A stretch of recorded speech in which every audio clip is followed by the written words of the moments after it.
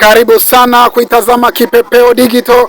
Mimi naitwa Elisha Felix Beyeza. Kipindi kinaitwa Bahasha Mkononi. Ikiwa leo tarehe 27 mwezi wa 3 2026, niko hapa katika shule ya Oasis inayopatikana wilaya ya Temeke, kata ya Makangarawe, jiji la Dar es Salaam. Ikiwa leo ni robo muhula ya mwaka 2026, ambako leo shule wameenda likizo fupi kwa ajili ya sikukuu ya Pasaka na mambo mengine. Nimefanikiwa kuzungumza na mwalimu mkuu wa shule hii kutupa maendeleo ya watoto wanaendeleaje, lakini vile vile na wazazi nao wameweza kuzungumza. Tumsikilize mwalimu mkuu alichokizungumza. Kwa jina naitwa Mwalimu Selemani Matias Kagege, ni mwalimu mkuu wa shule ya msingi Oasis iliyopo Yombo Makangalawe.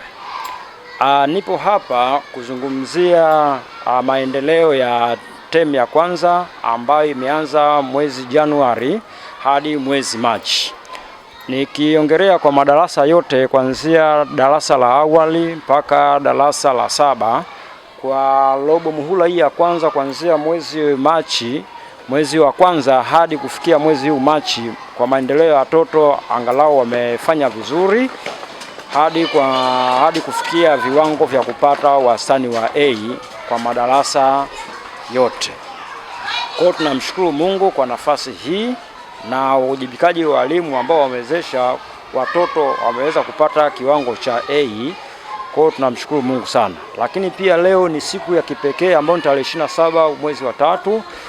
Shule tunakwenda kufunga na tutakwenda kufungua hapo tarehe 8 mwezi wa 4.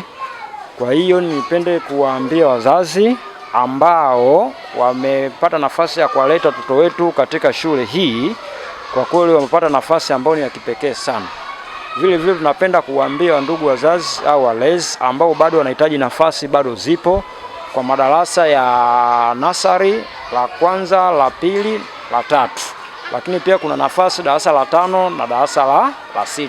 Mnakaribishwa sana mje mjiunge nasi katika shule hii ya Oasis iliyopo Yombo Makangalawe, kwani shule yetu imekuwa ikifanya vizuri kwa miaka mingi sasa na ufalo wetu umekuwa ni mzuri kwa miaka hii kadhaa. Kwa hiyo tunapenda kukaribisha sana, karibuni sana sana sana sana.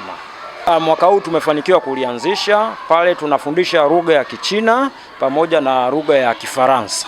Kwa kweli watoto wamefurahia sana somo hili na imepelekea kuongeza motisha, na wanafunzi wa madarasa mengine na wenyewe wameomba pia waendelee kufundisha, kwani limekuwa ni chachu ya kuleta hamu ya kujifunza zaidi. Kwa watoto wetu ambao Tanzania kujifunza lugha ngeni labda kuna ugumu kiasi gani? Hii sana labda nipende kuwatoa hofu wazazi. Hii haina ugumu wowote wa aina, kwa sababu tunaanza kuwafundisha watoto lugha hizi wakiwa bado wako madarasa ya chini. Kwao inawapelekea wao kuelewa kwa njia ambayo ni rahisi sana. Kwa hiyo nipende kuwatoa hofu ndugu wazazi na walezi kwamba hii haina changamoto zaidi. Kuna shule zingine mbali na masomo ya darasani, watoto wanafundishwa labda namna kufanya usafi nyumbani mwao, kujifunza kilimo, kutengeneza hata bustani kwa wale ambao ni wakubwa. Labda hapa iko. Hapa hii tumezingatia taratibu za Wizara ya Elimu, kwani hata ukiangalia saizi kulingana na mabadiliko ya sayansi na teknolojia, tunawawezesha watoto saizi kujifunza hata shughuli zingine za ziada wanapokuwa shuleni. Mfano, ndugu wazazi walezi, unaweza ukajionea mwenyewe hapa. Kuna bustani ndogo kama hii hapa kwa ajili ya kuwafundisha wanafunzi. Tunalima mboga kama unaweza kuona hapa, kuna bamia zipo hapa. Tumewezesha wanafunzi kuweza kuandaa eneo hili na wamelima mboga kama unavyoona. Pia tuna spinach zipo hapa. Sio eneo tu hili, pia tuna maeneo mengine yapo kule, watoto wamelima na wanajifunza kwa vitendo hapo hapa shuleni. Neno la mwisho ni lipi kwa wazazi ambapo watoto wameenda likizo, labda kwa kipindi hiki ambacho watakuwa likizo, una nini la kuambia? Kitu kikubwa cha kuambia ndugu wazazi au walezi ni kwanza ni kuhakikisha usalama wa mtoto awapo nyumbani, na cha pili ni kumwezesha mtoto anapopata muda wa ziada angalau umsimamia aweze kujikumbusha masomo aliyofundishwa darasani. Kwa majina anaitwa Fatuma Rajabu, ni mzazi wa mwanafunzi hapa Abdurahmani Hashim, yuko darasa la 4. Pia ni mjumbe wa shule, kamati ya shule. Kweli kuanzia Januari mpaka sasa hivi maendeleo ya wanafunzi wetu, watoto wetu yako vizuri. pamoja na walimu wetu wako vizuri. Naona walimu wako vizuri kwa sababu wanapambana na watoto wetu. Katika darasa la 4 la 7 naona mahudhurio yao yanakuwa vizuri kwa sababu wamepewa kazi ya kuamka asubuhi. Wanapoamka asubuhi wanakuja shuleni lazima wasaini katika daftari la kusaini asubuhi. Naona nishapitia naona wako vizuri.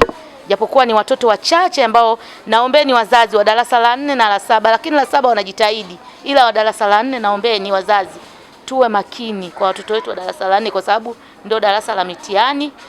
Alafu pia wazazi naombeni, wazazi ambao watoto hawajaleta hapa, naombeni mumwamini Mr. Kombo. Ni shule ya Oasis, iko vizuri tena sana. Sababu mwanangu kaanzia baby hapa mpaka sasa hivi yuko darasa la 4. Hebu je, amuoni kama kweli ni shule ambayo iko vizuri katika shule zilizoko hapa mtaani kote au shule zilizoko Dar es Salaam? Alafu images kwenye masuala ya ada tuko vizuri, hatuko na kiwango kikubwa. Elimu yetu iko vizuri. Darasa 7 waliopita walifanya mara 2 zaidi ya waliopita nyuma. Kwa hiyo mwaka jana tulipata vizuri na tukapongezwa. Mr. Kombo akatupongeza, tulikula, tukanywa na tunashukuru kama sisi wazazi. Na kama kamati tulifurahi sana. Kwa hiyo tunaomba wazazi, leteni Oasis English Medium School watoto wenu waje wasome. Elimu bora zaidi ya bora. Karibuni sana Oasis. Nimesikia watoto wanaongea kitu kama lugha ya Kichina, labda naam. Kichina, labda hilo unawaambia nini wazazi ambao Kweli watoto wanaongea lugha ya Kichina na hivi sasa hivi wanaandaliwa kwenda China watoto. Kwa hiyo tunaomba wazazi, karibuni mwalete watoto wenu waongee lugha ya Kichina. Pia na Kifaransa kipo kitafundishwa hapa shuleni. Na ni watoto wengi tu hata wa madarasa ya juu na wenyewe wanajua Kichina. Unajua watoto wanapenda sana kuiga lugha. Kwa hiyo watoto wetu wanapenda lugha. Kwa hiyo watoto wanajua kuongea Kichina na hivi karibuni tunaanza kufanya chakato ili watoto waende China. Karibuni sana Oasis. Neno lako la mwisho ni lipi kwa wazazi ambao watoto wanaenda likizo fupi, wanapokuwa huko nyumbani watoto wafanye?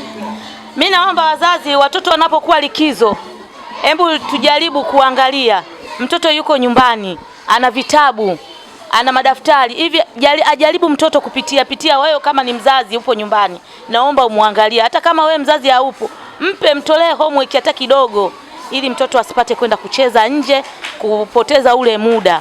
Kuna wale watoto watakaopewa vitabu vya kwenda kufanya kazi nyumbani. Kama mimi mzazi, na waombeni wazazi wenzangu, wapeni watoto homework ili watakapokurudi shuleni walimu wao waendelee na wenyewe vizuri.